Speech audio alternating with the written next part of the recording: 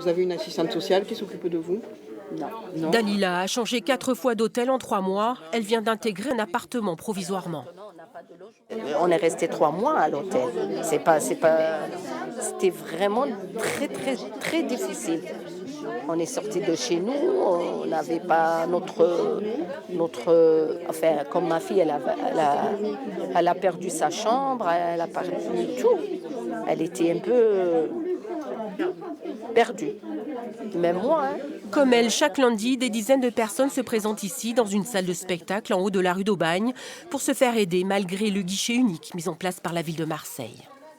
C'est étrange qu'on soit encore là parce que c'est vrai qu'au mois de novembre, quand on a mis en place la permanence, les gens sont venus parce que ils avaient besoin d'un lieu. Donc après, c'est vrai qu'ils n'avaient pas compris qui on était. Ils ont mis du temps à comprendre qu'on n'était pas la mairie, mais qu'on était un collectif de citoyens qui se sont intéressés à la problématique de ce qui s'est passé.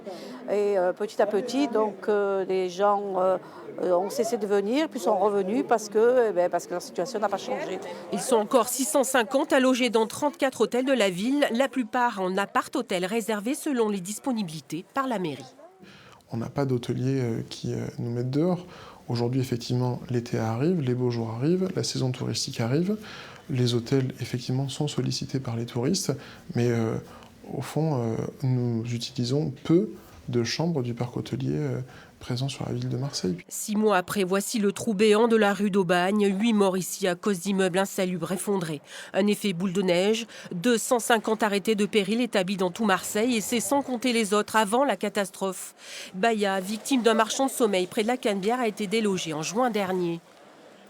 Voilà, ça c'est ma chambre. Une chambre sans fenêtre dans un hôtel intitulé Tout Confort, payé par la ville. Les toilettes, elle est dehors, la salle de bain elle est au premier étage. Si tu veux faire une douche, il faut que tu montes en haut.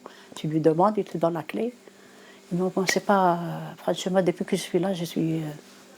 Elle s'est présentée au guichet unique. Elle ne rentre pas dans les critères car délogée avant le drame. Évacuée en juin dernier, il n'y a toujours pas de solution pour elle.